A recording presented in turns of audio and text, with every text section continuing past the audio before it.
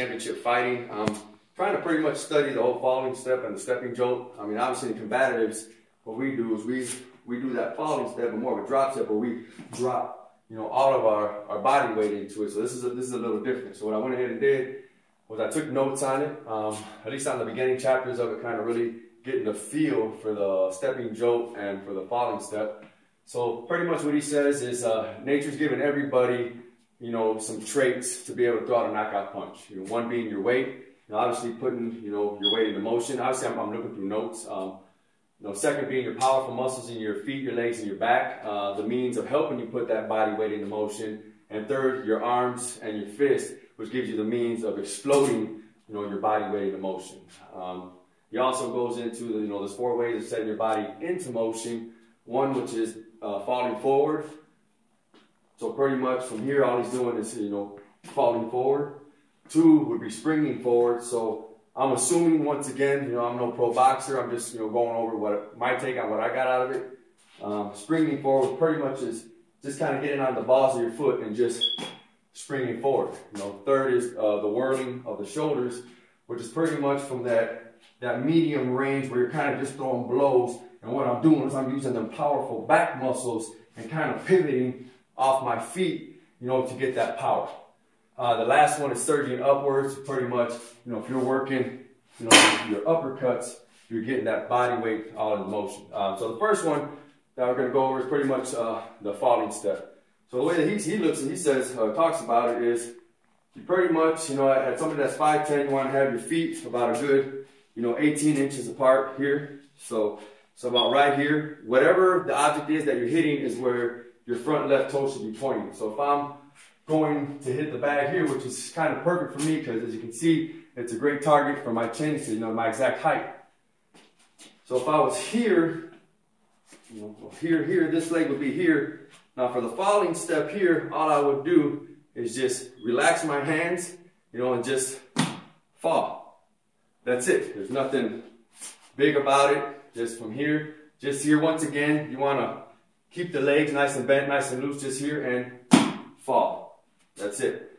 Now, once I start using, like he said, the springing forward, what I'll do now is I'll go ahead and stand on the balls of my foot, the front of my back foot here. He calls it teetering, I call it bouncing, which is pretty much just kind of getting your balance. Obviously, you don't want to do this shit in the fight, but kind of getting your balance. Once you got your balance here, your legs are slightly bent, If you kind of lose balance, take your right foot and kind of angle it off just a tiny bit, a little bit more, so you have a nice balance. Now from here, all I'm going to do, once again, hands down, fall forward.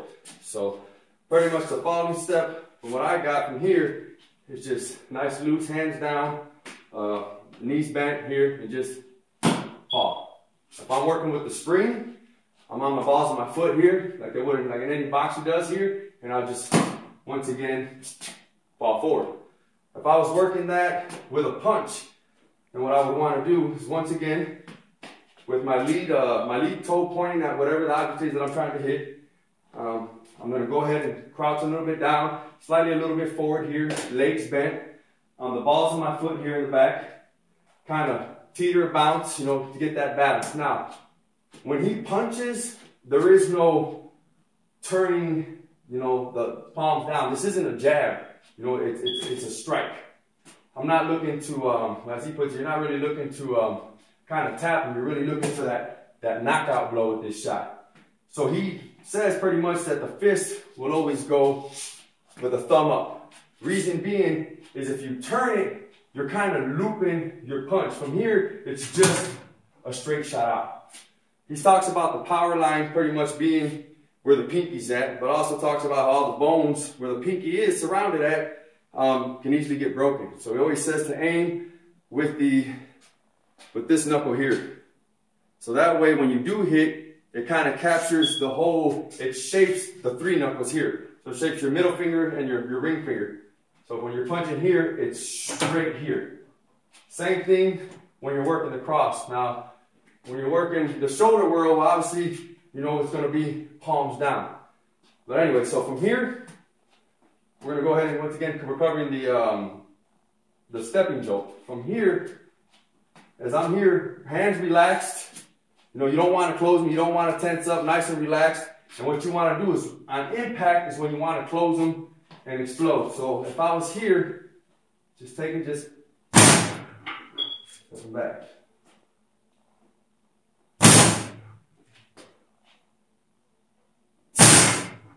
If I was doing it with the right,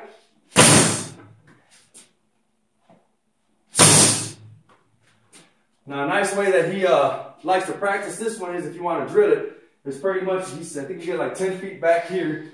So if I was here, what I would do is I would go ahead and get into my boxing stance here, and then step 1, 2, 3. Once I get into range, just shoot out that jolting step. As you can see, it's not like a jab. Here it is. It's one powerful jolt.